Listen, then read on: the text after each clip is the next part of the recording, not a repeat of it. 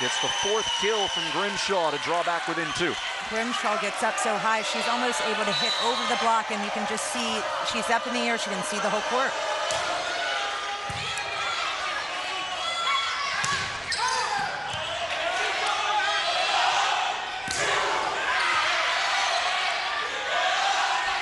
Toledo on the right side, Matsumoto.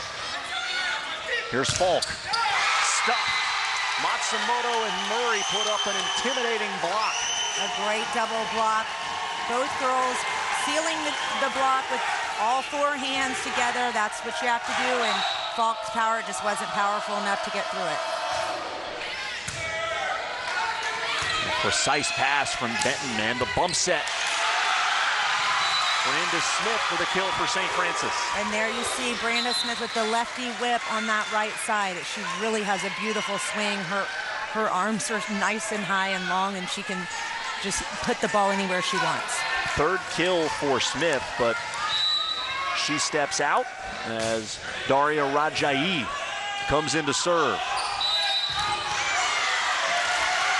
Double contact whistled against Toledo, the senior setter, and Jan Klaas will spend his 2nd time out of this opening set.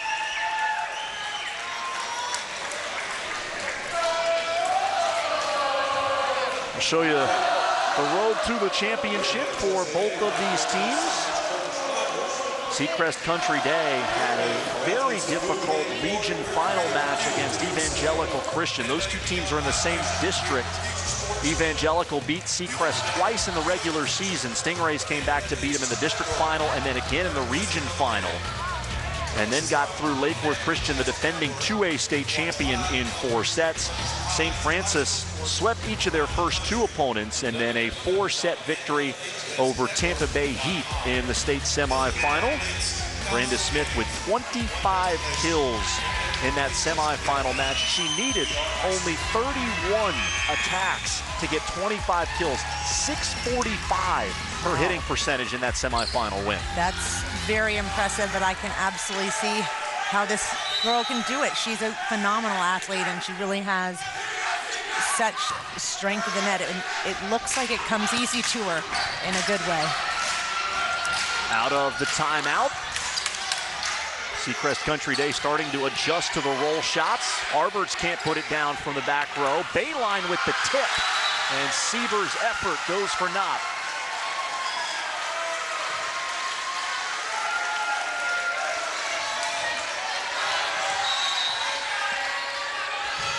Four-point advantage for St. Francis. Wolves 4 points away here in the opening set.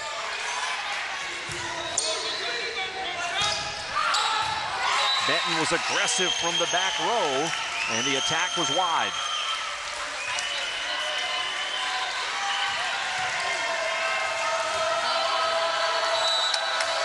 There's so many great things happening on both sides, from the setting and the passing and the service. These girls are so quick, and they can get to all these balls.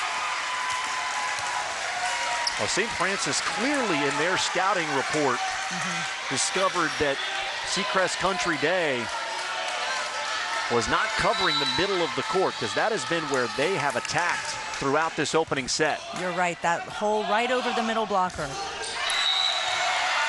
Attack from Harberts off the antenna.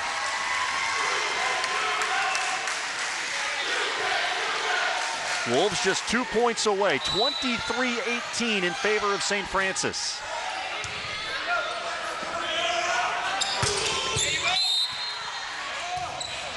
Murray's approach took her all the way across the midline and into a St. Francis player, so a violation, and it's set point for the Wolves.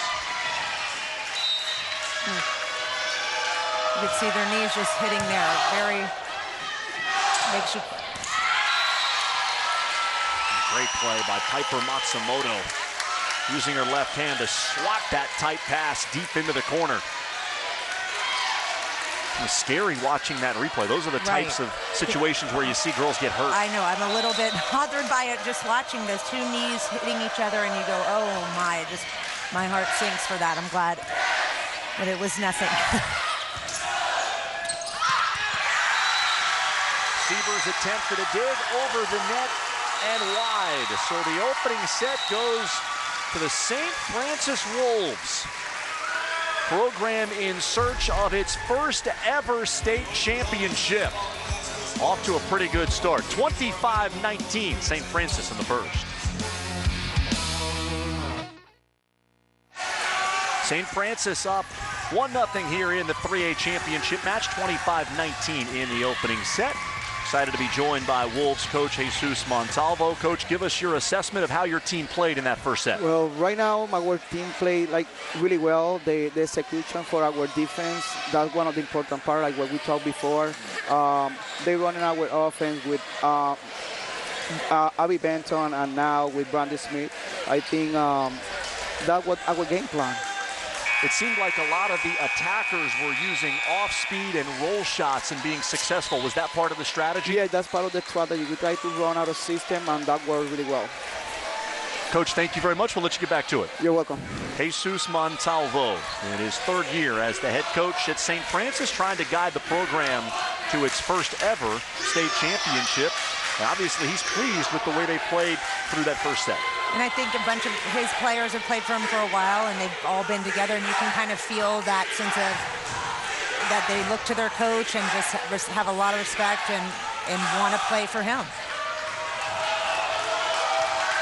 One of the things he talked about coming into this championship match, a big reason that they've been successful as Matsumoto serves for Seacrest Country Day, was that everyone on this team understands their role and there is no jealousy.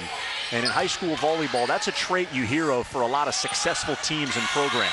Absolutely, and I see that, and that makes a great team where you really play for one another and your coach and the utmost respect for each other as a player. Those are the teams that come to the state finals. Abby Benton having to adjust to that swing on the right side. Matsumoto goes to Sydney Karina. Branda Smith with such a high contact point. Exactly, her contact point is above most blockers, so she can just put the ball where she wants. She sees the court very well. Not yet committed, but Junior is generating a lot of college interest. Matsumoto with the one-handed set. Great job and good coordination from Jordan Karina. She saved that one a little bit, and it was a great play on her part because it was coming a little bit down, and she had to kind of scoop it up and get it over quickly.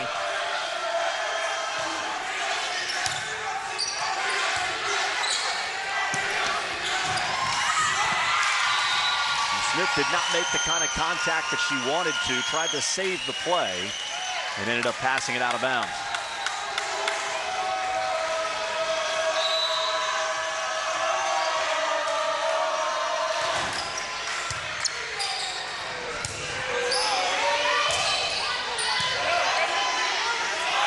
Matsumoto comes outside to Grimshaw. Great dig from Madison Mazon.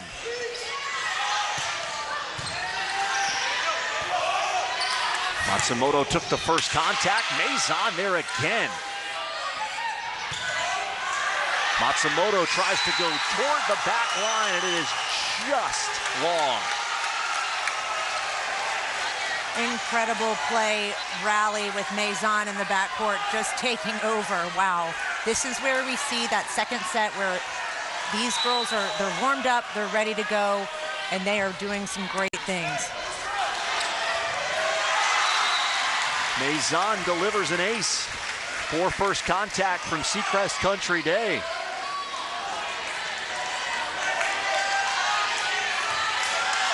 Mazon, a senior, playing her final high school match. Coach Montalvo told us when there's any sort of breakdown, she has the ability to pick her team up with how well she patrols the back row. Grimshaw unloads on that attack. There we go. That was with a lot of power. Grimshaw getting up so high right there. You could just see her pulling that ball down, and it had a lot of power on it. Stone-faced reaction from the 6'2" junior outside. Mitchell with the bump set for Falk. Block slowed it down. Grimshaw well off the net. Smith.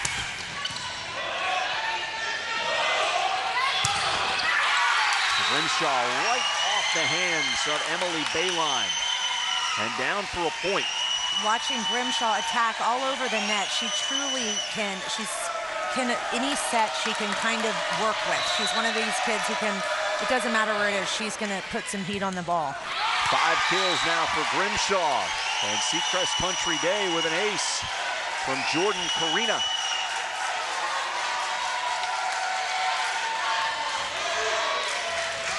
'22nd ace of the year for the 6'1" sophomore. Another bump set for Mitchell.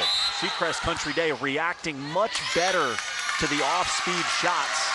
Grimshaw under the net there, so a violation.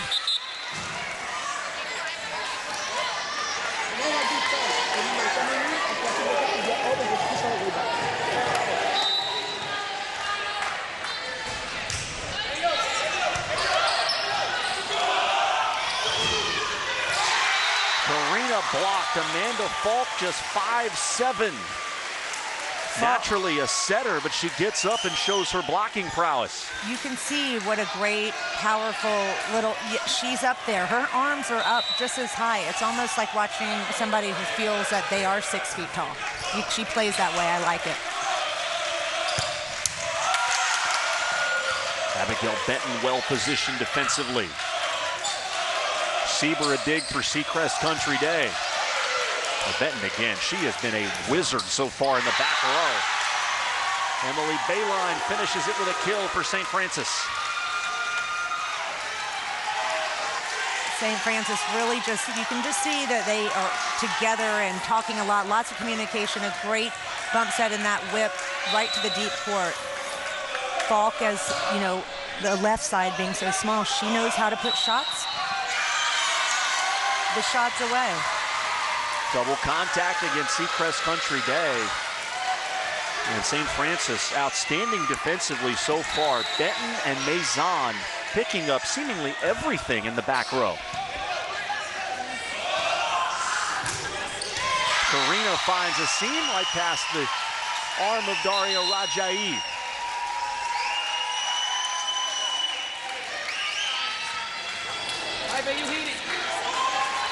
Even at 7 in a highly competitive second set. St. Francis took the first set 25-19. Falk gives it a rip. Toledo into set. She goes to Grimshaw. And that's one of the few times that Benton has not been able to come through with a dig in the back row. Those balls that Grimshaw's hitting are hard to dig, so just the fact that Benton's been able to pick up so many, I mean, that type, she went kind of around the block and was pulled in a little too far inside.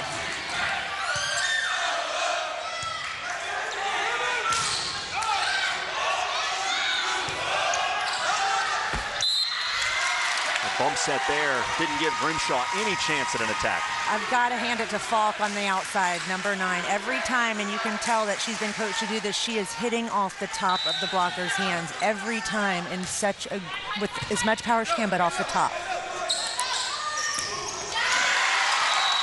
Barbert swinging out of a pipe with an attack error. Seacrest Country Day giving away some points. And now trailing 9-8.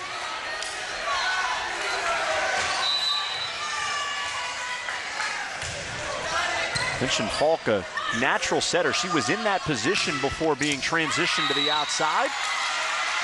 It shows her versatility to be able to move and be as productive as she has been.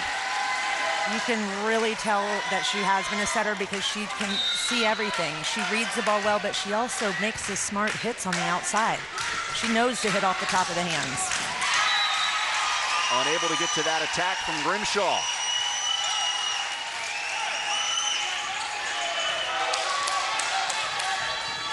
Junior rotates to the back row. She will serve with her team trailing by a point.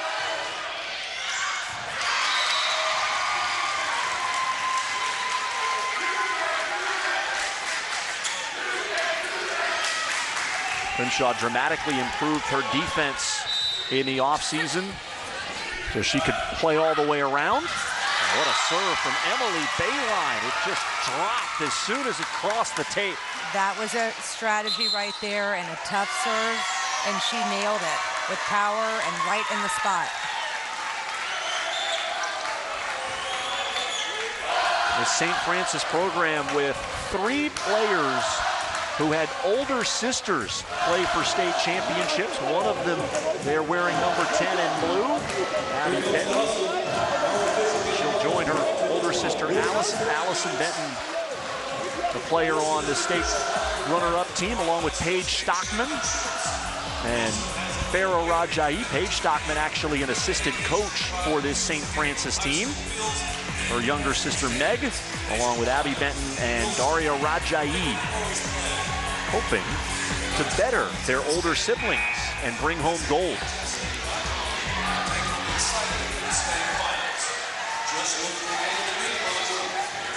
Benton having a good match, 4 kills, a number of digs in the back row. She is committed to play for Catawba, which is where her older sister Allison is currently playing. They'll have 2 years together in college.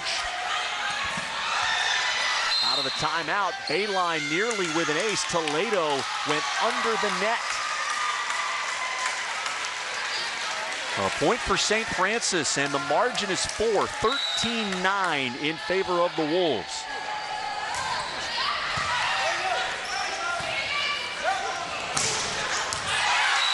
A good eye from Rajayi. Watches that attack sail long. That looked close to me, but I think my eyes are fading or something because that line is hard to see. And it was a little bit long. It looked pretty close, but you got this left-handed serve that's throwing them a little bit out of system here. Aggressive swing from Matsumoto, and she got stuffed. Exciting double block there for St. Francis. That just keeps that momentum going for St. Francis. So Seacrest is going to have to, make a big play here soon so that they stop running up the scoreboard. 6 consecutive points scored by the Wolves, and the run finally ends. Matsumoto right in between Bayline and Rajayi. A great serving run from Emily Bayline. Both teams seem to really serve aggressively, and you can only do that and have teams that serve receive so well. So they're constantly serving very hard. Great serve from Skylar Sieber, junior libero, who Coach Jan Klaas says is their most improved player on the roster.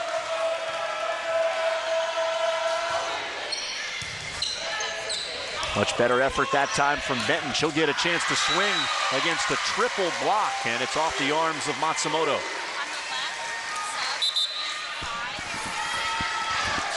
A great attack right there. Right off the middle of the hands. She had a triple block, and she fought right through it. Megan Mitchell with a tough serve deep into the court. She'll go to Benton. Seacrest slowed it down, but could not get to the middle of the floor to dig it up. A great set.